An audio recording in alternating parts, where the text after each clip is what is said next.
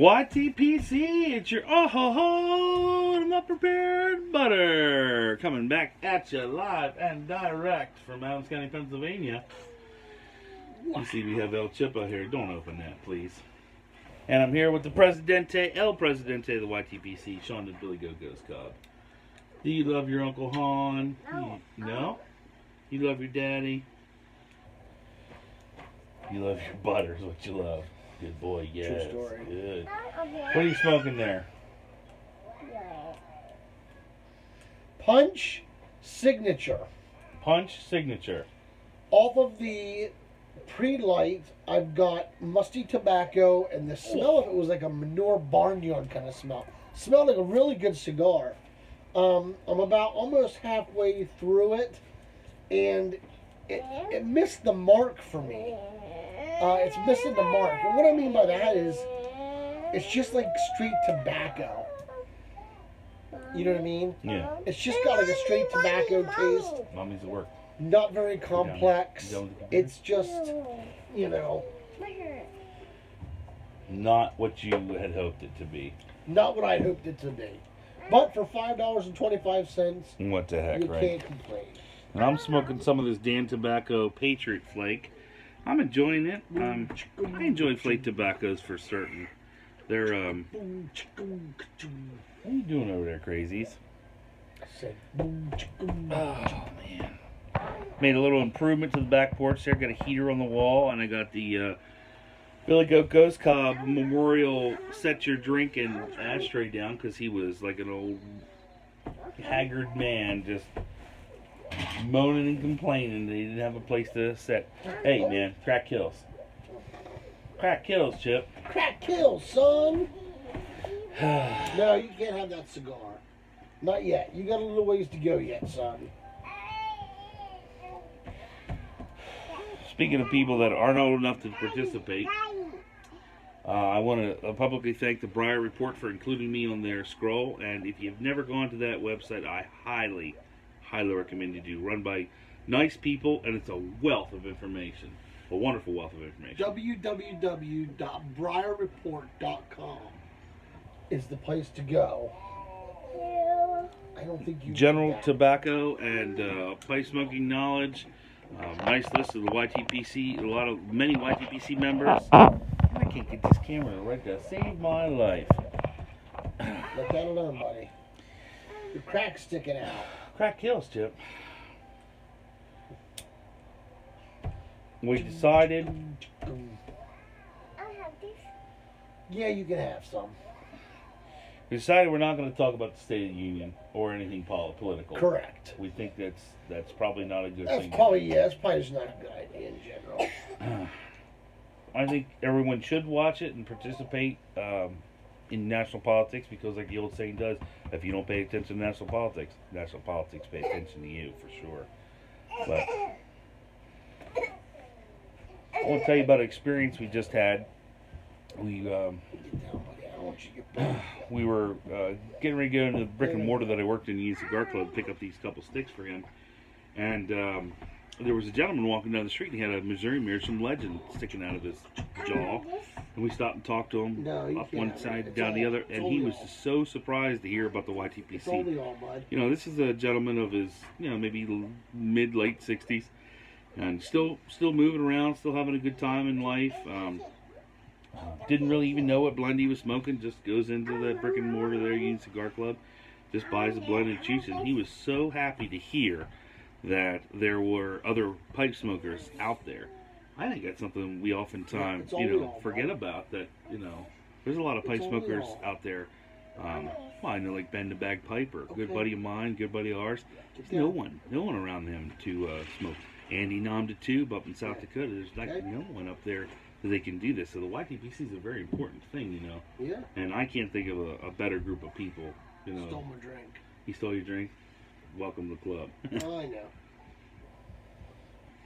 It is what it is. Good fella. Nice conversation we had with him. Alan was his name. Yeah. Well, I suspect that you're going to see some comments go. And definitely views and things like that. So, yes. If you're out there in the universe you know, while you're out there in the universe, if you see somebody smoking a pipe, stop and talk to them. They'd be surprised just that you'd know anything. The pipe smoking, you know, hobby is one that I think is on the growing side. Isn't? Would you say? Oh, more people are absolutely. smoking pipes now than ever, or do you think maybe like the 50s were the golden age of that? Uh-uh. The crazy thing is now, when we were growing up, you saw somebody smoking a pipe, it was always an older man. Yeah. Where now you're seeing younger generations such as Ben the Bagged Piper, Mod Piper, Scotty Piper, Scotty P. Scotty P's my age, but yeah. That's young. Okay. You know, you're seeing younger fellers like that smoking pipes. Standard Texan. Even me. I mean, people walk by the house, I'm sitting on the front porch chewing on a pipe. They like, some of them double take. Like, cause I don't think they. Do you think that they think that you're smoking the wacky tobacco? No, I think that they're just kind of surprised to see a pipe in my hand because I'm young. I'm not old and gray. You know what I mean? I do. Like it just seems like that's what the pipe has been portrayed as. Well, you think of pipe smoke, you think of Bing Crosby. You know, you think of John MacArthur, Frank Sinatra. Frank Sinatra. Which, by the way, old Blue Eyes was a huge advocate for Mixture 79. I did not know that. Yes, he was. He was very big into Mixture 79. Well, people get really their favorite blends. Really, you know, they become as close to you as your, you know, toothbrush or shampoo or favorite kind of jeans or boots or something like that. You know, it becomes a very personal decision. I mean, like take for instance. Standard Texan. If that man could have 100 pounds of 965, he'd have 100 pounds.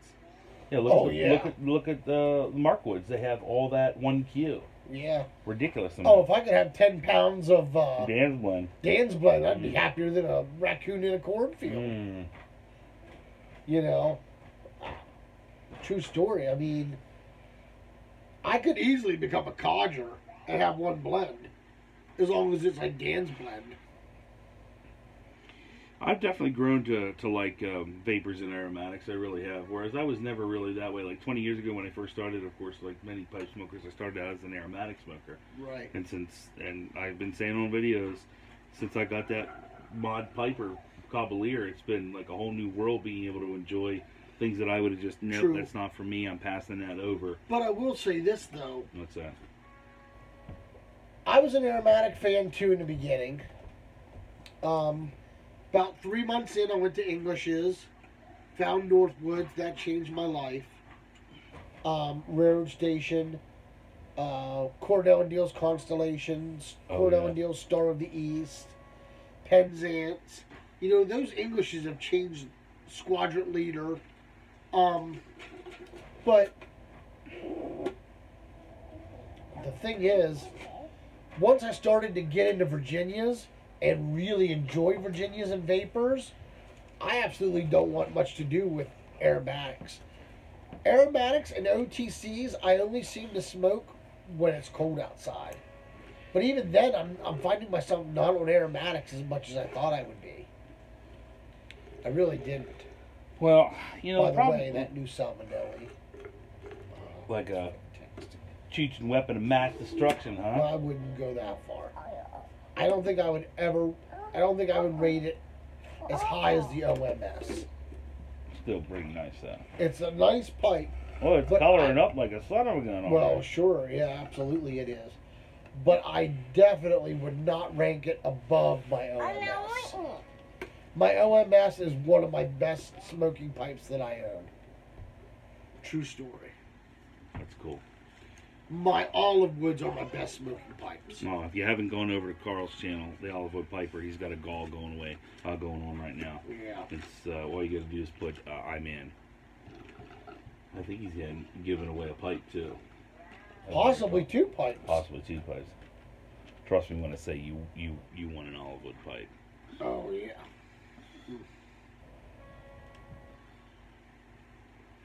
I thought that was just a really cool experience running into Alan on the street there like that. Absolutely.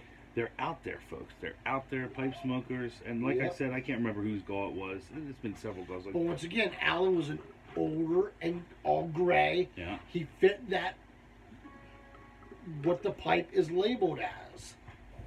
You know? I'd rather have somebody have a corncob pipe in their hand than a Marlboro cigarette, I'll tell you what. I'd rather them smoke pipes and cigars than cigarettes. Nothing good comes from cigarettes, you know, like... No. And, you know, you can really see that because what do you hear from a lot of cigarette smokers? You're like, oh, well, I gotta quit. I really ought to quit. And, you know, they know that it's not a good thing to do, but you don't hear that about pipes and cigars. You know, no, they always say, I need more. I need to buy another. I need more tobacco. My cellar's not big enough. My humidor's not big enough. In the words of the great Chris the Pipe Miner, it's like a rabbit hole. You just don't know how deep you're gonna go in that sucker. Mm. You know. And there's a guy that you know we enjoy talking to. He's a buddy of ours. But what I really enjoy is hearing the story about how he got involved. He was just looking for information. I mean, like you think the YTV? Yeah, go ahead and throw it down. It's horrible. I hate to say it, folks, but that is not going to get a good review. I would not purchase a Punch Signature Series. And that is very that is very atypical of you to leave 2.5, 3 inches of a cigar left out of a Robusto. That means you only smoked 1.5 inches of it. Yeah, oh well. That was a waste of $5. Oh well, I'll give you the $5 if it's that big of a damn deal. But no, like hearing how Pipe Miner came to the YTPC and how a lot of people came to the YTPC, just looking for information. Yeah. And that's why I say if you see somebody, who was it, Gray Bailey or somebody would say he always keeps like a starter kit in his car, and he goes and listens to local music, and they take a break. He goes to the smoke deck and he lights up a ball, and somebody's like, "Oh man, that's really cool. My dad, my grandfather, my uncle, whatever." He's like, "Well, I always really wanted to try that." And then he's like, "Well, just hold on a minute." So, yep, that's pretty cool stuff.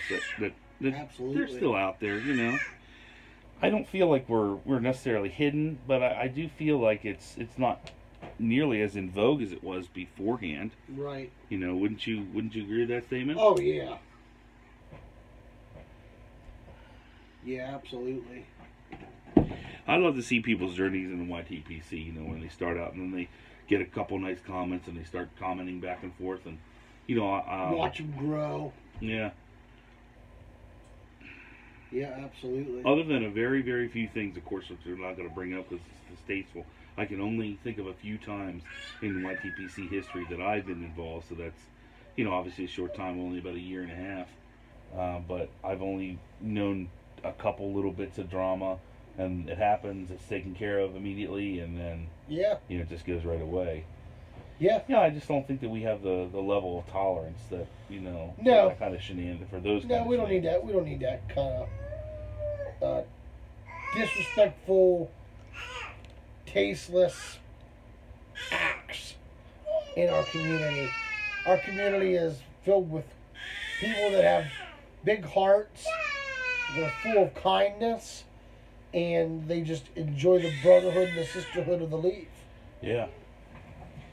If I was a folks, sisterhood meaning if you don't know who Sue Dunhill is, Dee Dee, Steph the artist, Amy Mack, which is Pipes, Pitfalls, and Pratfalls, Ashley Nearing. Oh, and you need to find those channels. The new lady that's there, always scrupity, pipe smoking artist, Steph. I think that's her name. Said, yeah, Steph. Did you say? Yeah. Steph. Okay, I'm sorry, I didn't hear you. Yeah. Fantastic people. I'm sure we're forgetting some somewhere too, but Steph did a video with Derek Tan. I saw that. That was cool. Yeah. Absolutely. Scoop with the Uke 13. Scoop with the Uke.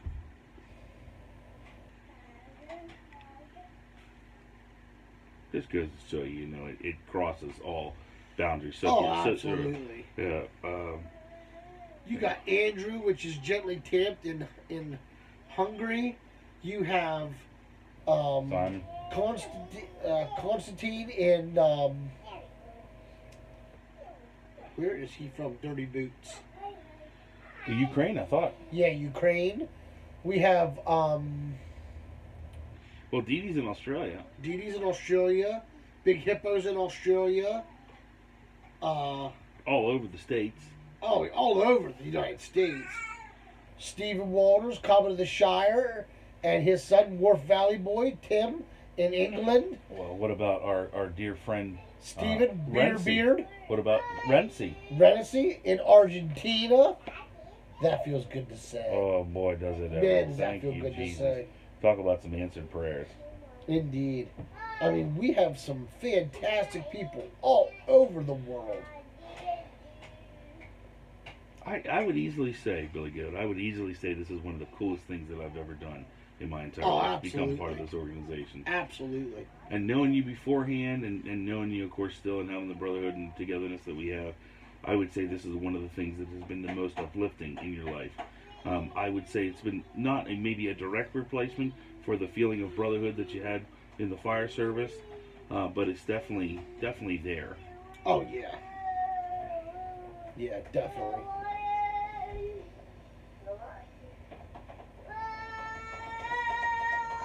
That Chippo. Uh-huh. He's in full form. Mm-hmm. Full form today. I'm totally ready for spring. Totally ready for warmer weather. Well, I always say if I want to see snow, I'll look at a Thomas Kincaid painting. oh, you're not kidding. Oh my goodness. You're not kidding. Don't forget Canada. Forget Canada. How can you forget Joey and John, all of them? And Ben. Ben, uniform driver. Yep. It's an amazing thing, guys. If you are a viewer, I hate the word worker. I Me hate too. it. I don't like that. By the way, it's Brian Knight. Brian Knight, thank you. Thank you for your sub today. I truly appreciate it, brother. It means a lot to me. I know that you're not doing videos. You're just a viewer. However, I truly appreciate your sub. Thank you for tuning in and watching me on my channel. Brother, I appreciate it. It means a lot. That's a nice thing to say. I got one that I was pretty proud of. LaDon Mott subscribed to me. That's huge. I thank you very much. Briar Blade. Thank you very much for that. Iowa. Not from Matumba, where Radar's from. He's from a different part of Iowa. Did you know, true fact, true story, that Bill Cinnabon's son dated the actor Radar? Gary Burdoff. Yeah, Gary Burdoff's daughter. Yep. Yep. What a great television show MASH was. Oh, man. One of The the best of all time. One of the best. The best of all You time. think he was the best? Did you get the chance to go down to the Smithsonian when they had, after it ended, and they had the display of all that stuff? The swamp is still up, apparently. Oh, really? I think so. I want to go see it. If it's still up, Uncle Bud will take you to see I'd love to go see it. I'd love to go in there and hit the still. it. Sit in that chair, that wooden chair that they had. Oh my gosh. You want to talk about some martinis that put some hair on your eyeballs? My wife's trying to get me to dress up next year for the fire department Halloween party, to dress up as Hawkeye. Carry a martini glass around and with a funny hat on and stuff, and a Hawaiian shirt. Why don't you? I might do that. I might be Hawkeye. Yep. You saw the Donald Sutherland movie, right?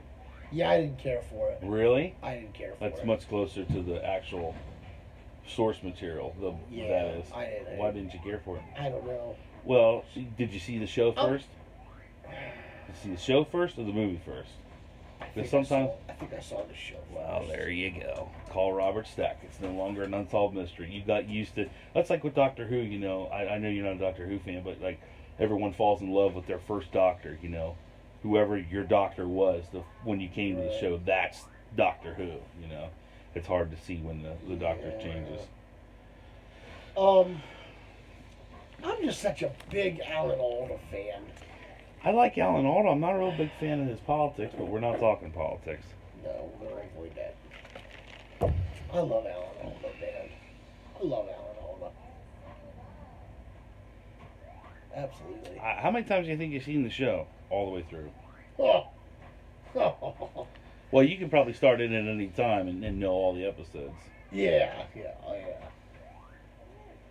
I'll tell you what, man. I'm torn because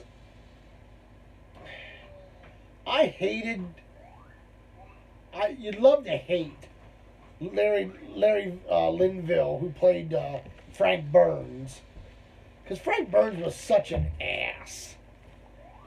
But I loved when they put him in a box. Well, we put holes in it. We threw some lettuce in so he wouldn't die.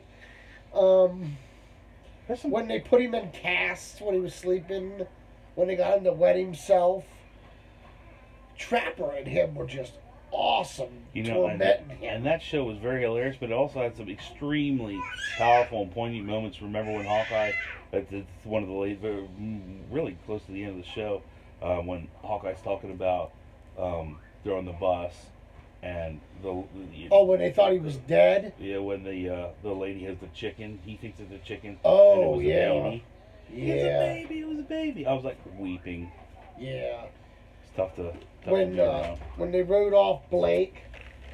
Yeah. And they had him die. The actor who played Colonel Potter's passed away right now. Harry Morgan. Harry Morgan, he's passed away. Just seems like a couple years ago, but maybe it was longer than that. No, it was just a couple years ago. He said he could have done that show for another 30 years. Is that right? He loved that show. Oh my God! What's the actress that played Hot Lips? Loretta Swit. She was a good. Woo! Woo! Let me tell you what, son. That was it. That's it for you, huh? Wow. Oh, Hot Lips. Man, oh, day that woman. Cheese and crackers. Oh man, I'm telling you. Ugh. I always wanted her and Hawkeye to really hook up, and they did it. They had that awesome, passionate kiss on the last episode when they said goodbye, and I kept saying, man, that was a great way to do it. The writers did a fantastic job with it. That show ended so well. Unlike Cheers, Cheers was stupid. Cheers was really bad. But like I was saying before to you, Wonder Years, Cheers, and Quantum Leap all ended the same week. Yep. And Quantum Leap was like, he never goes home, and you're like, what the hell did I do? I just wasted like 10 years of my life. Yeah. 10 years of my life going, well, you're not going home. Guess what? You got to keep leaping. And Cheers was like, oh, well, we're close. But Wonder Years, it was like Thanks leaping. for coming. Thanks for coming. Norm! Thanks for coming. Yep. Hey, but Cliff, don't let the door hit you with a good door split you. See you, bye. Yeah, but that ended. But could Frasier have existed if? Well, that's true. Yeah, Frasier. And Frasier was a wonderful awesome. show. What a wonderful show Frasier was. Now Christy can't stand Frasier. Really? Yeah. Yeah. I've definitely seen all of Frasier. At least Gunsmoke's another show I'm really into. Yeah. Oh man, I'll tell you what, James Arness was awesome. Did you awesome. Did you watch that when like on Nick at Night in reruns when you were a kid or anything? Gunsmoke? Yeah. No. No. I didn't get into that till about 2 or 3 years ago. Did you watch any of Laugh-In, Roland Martin's Laugh-In? No. Did you know what show I'm talking about? You know who I really enjoyed as a kid? That's okay. You don't have to answer the question. No, I don't. No, I didn't. Who I really enjoyed watching as a kid, and I know this is going to sound really weird, Johnny Carson. Oh, Carson was the best. Oh my God. Carson is on still a pedestal. To this day, I can watch him and I laugh hysterically. You know when him and Rickles would get together. Oh my God. Gosh. And then he would bring Frank on. And Don Rickles would just go nuts. Not yet, buddy. And true story. And Don Rickles told the story. You can't sit here. I'm sitting here right now. Here, slide over so you can sit down. No. Here, I'll slide over. No. Is that okay? No. You don't want me up here at all? I gave you my pop. What more do you want from me? He says, I'll give you a pop right in the nose, Uncle Han. Cheese and crackers. Rickles would get on there. Oh. I would laugh. There's like this, look at that. Oh, Merry Christmas. Don't get much of that. Rickles would get on there, and he would just. There's a Time Life thing that they do like the best of. Yeah. Oh, I've known almost every word of that thing just because of that. I mean, like I remember Carson as a kid. It was the best. I mean, I'm not saying that David Letterman was horrible or Colbert is horrible or Leno. None of those guys are bad. Even Conan O'Brien's not bad. Yeah, they're not bad. They're just not Carson. No. No. I mean, you want to talk about the standard by which nighttime TV was set. It was him. Yeah. But another one I really enjoyed watching was when Carson had Frank Sinatra on. Yeah. Frank came out and he was sitting down there and he was sitting next to Ed McMahon. Yeah. And they were talking and Don Rickles come walking out and of course the crowd went nuts. And he did his kind of wave. He walked over and he took Frank's hand and kissed Frank's hand, and he starts this "Alabaluza," whatever, and I don't know what he was saying, but it was funny.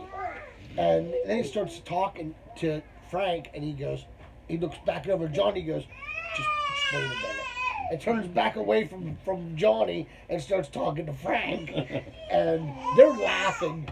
And Frank starts laughing. Frank goes, Johnny, I got to share a story about what this clown did to me. He said, I was in New York one night, and he says, it was a nice restaurant in New York City. And he said it was right before Rickles met his wife, who he was married to for a very long time. Yeah. Move over, Alcohol. So he says he snuck over to Frank's table and he says, hey Frank, he says, I'm having supper with a really nice woman. He says, it would really mean a lot if you could stop over and say hi on your way out. I think I've heard this before. So Frank finished his espresso at the end of his meal and he says, when I'm done, I'll come over and say hi. Don says, okay, great. So Don goes back over and starts eating supper with this date of his. And Frank comes over to him and Frank says, hey, Don, how are you? And Don ignored him. And he goes, hey, Don, how are you? And Don Rickles looks up at him with a straight face and goes, Frank, can't you see I'm trying to eat?